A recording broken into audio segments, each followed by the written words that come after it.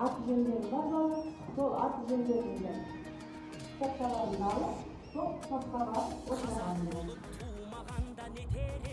Жалғаннан бақыт таппай өтерем, желдей жүрек жылқы мінбей жалғанда, аламанда ат оздырмай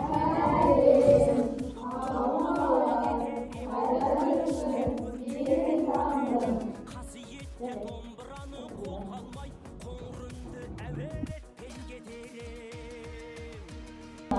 Үй тапсырмасын негізделген партия әртісі арқылы сұрайды. Сондықтан келетін алдыларына мен қазір мынандай ақ парақшаның үстіне тапсырмаларымды беремін. Қазір бұл жерде сұрақ жазылған, сол сұраққа жауабы жанынан алып тауып отырасыңдар. Сонда бір фигура шығады.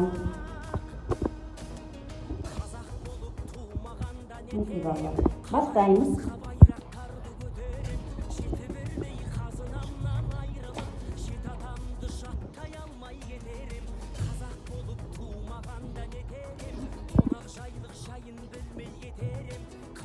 Сұраққа жауап береміз.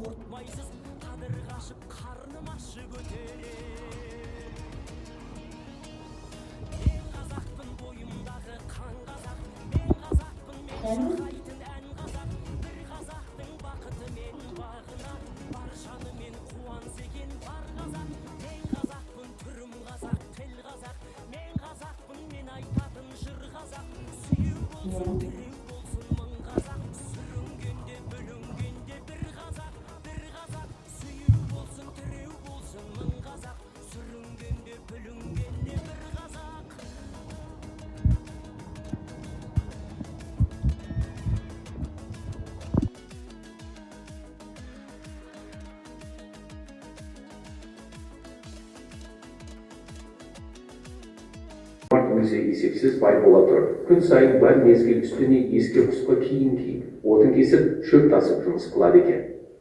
Bir күні өзінің жақын таныстары сұрады дейді. Жомарт Құдайберген дәулетіңіз бар. Ашқа тамақ, жалаңашқа киім, үйсіздерге үй болдыңыз. Сөйтіп тұрып, өз басыңызды кемшілікке салып, жете алмаған жарылша отын кесіп, шөп тасығаныңыздың мағынасы не? Деп Жомарт айтты дейді. Төрт түрлі себеп бар. Әуелгісі, әдемі ат, асыл киім. Асқан дәулетті өне бойы әдет етсең, көңілге жиі тергізеді. Сол жеріккен көңілмен өзімнен терезесі төмен бейшаралардан жиреніп, көз салмай, кем-кетікке жәрдем беруді ұмытамын деп қорқамын. Екіншісі, бар бола тұрып мен жұмыс қылсам, оның кемшілік емес екенін біліп, кейінгілер әбірет алсын деймін. Үшіншісі, күн сайын өз бейнетімнен тапқан бір-екі болған нан сатып алып жесемде бойыма сол тамақ болып тарайды. Еңбекпен табылған дәннің тәттілігі, сіңімділігі болады екен. Төртіншісі, Құдай тағаламның берген дәулетін өзім сіңіп, тиісті орындарына жаратпай, көбісін өзім ашып жеп, өзім тұтынсам, мал берген иесіне күнәлі болармын деп қорқамын деді. Ал балалар, біз Атынтай Жомарт әңгімесін ары қарай жалғастырып өрбітеміз. Олай болса, біздің бүгінгі жаңа сабағымыздың тақырыбы Ыбырай Алтынсарин Атынтай Жомарт әңгімесінің жомарттық пен сараңдық оқу мақсаттары. Көркем шығармадағы кейіпкерлер портрет мен іс-әрекеті арқылы образын ашу. Шығармадағы кейіпкерді өзіндік құндылығы тұрғысынан талдап әдеби эссе жазу. Балалар, мына суреттер не дейді деген әдіс арқылы мына жерден сендер суреттен не байқадыңдар? Бұл қандай адам және оның бойында қандай жақсы қасиет бар екен? Қара байқап айтып берсеңдер болады. Кім айтамын дейді? Сурет нақты көріп тұр ма? Я жақсы. Нариман қамқор болу дейді. Жақсы. Я жібек. Жақсылық жасау. Я тағдан саламат. Садақа беру. Жақсы балалар, жақсы. Балалар, жомарттық пен сараңдық сөзінің мағынасын ашып, осы екеуін қазір салыстырыңдар. Жомарттық деген кім, сараңдық екеуін айтамын дейді.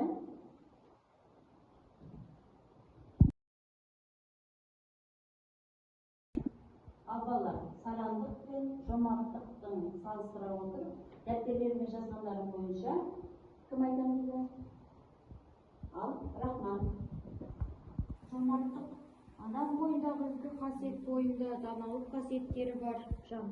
Жомарттық аталса, оның жасалған істері жомарттық. Жомарттық, бұл? Ал сарандық балалар? Ал жібек.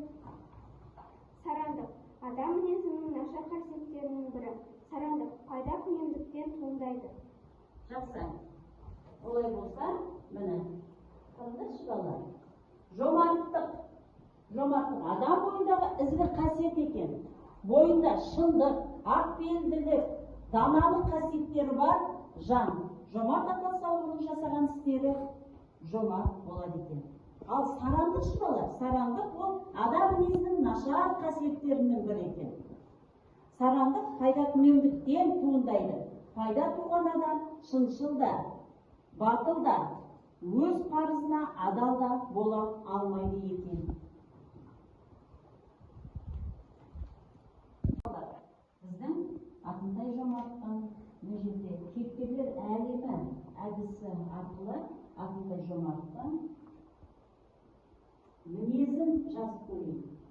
Оның мінезі қандай екен? Олай болса, өздерің оқып келген тапсырмамен осы Ақтынтай Жомартты мінезін жазып.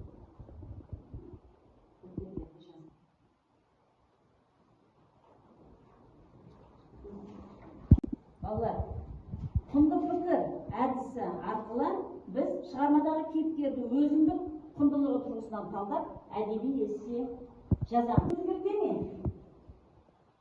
Қазіргі қоғамда Ақтынтай Жомарт кездесе ме?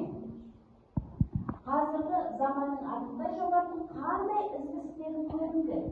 Кейіпкермен салыстырамыз. Олай болса, осы мен айтқан тақырыпта сендер эссе жазыңдар.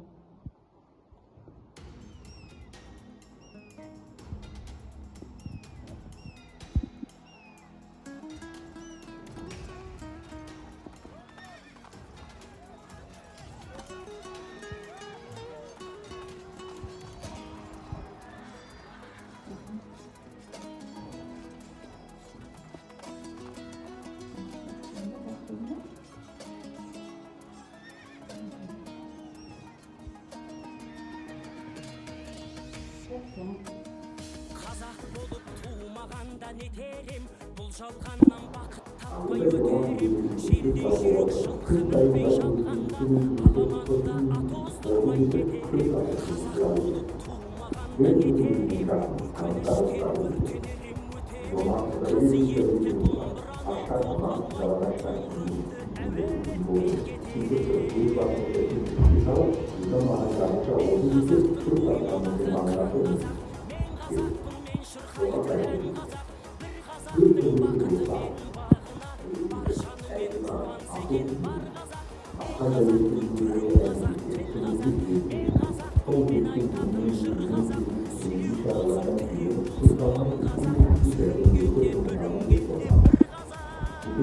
Қазақ болып туымағанда нетерем, күністен өртенерем өтерем. Қасиетті домбыра қолға әуенмен кетерем.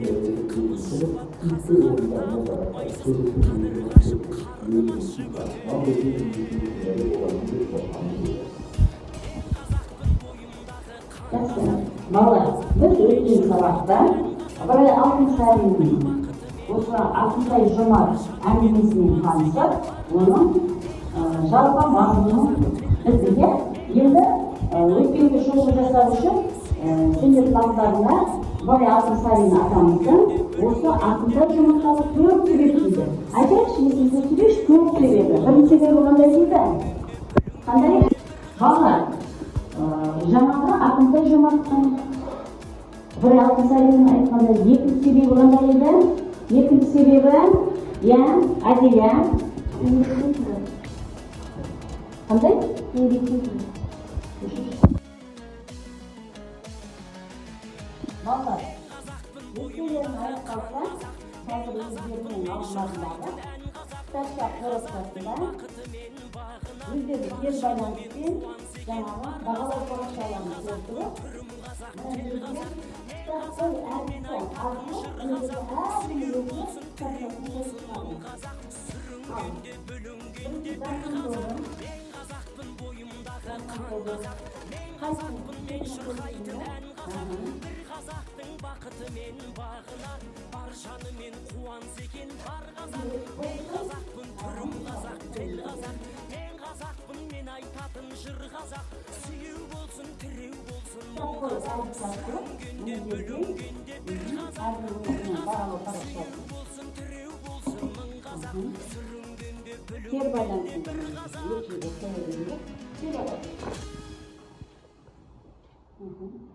Қояу.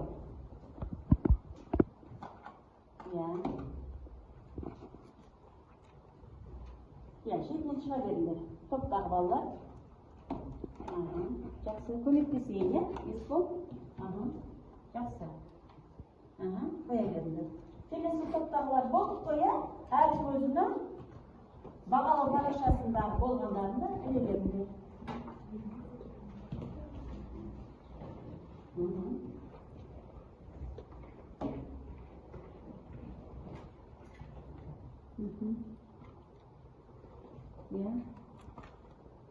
Келесі топ шығамыз.